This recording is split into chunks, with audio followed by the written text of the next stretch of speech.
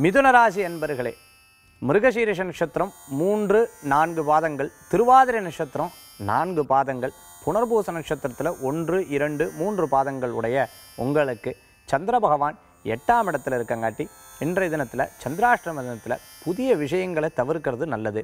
ரொம்ப நாள் தடைப்பட்டு இருக்கக்கூடிய காரியங்கள் திடீரென்றும் சற்றென்றும் நடக்கக்கூடிய வாய்ப்புகள் ஏற்படுத்தி கொடுக்கலாம். அதே போன்று பிரயாணங்களை தவிர்க்கிறது நல்ல தன்மைகளை ஏற்படுத்தி கொடுக்கும்.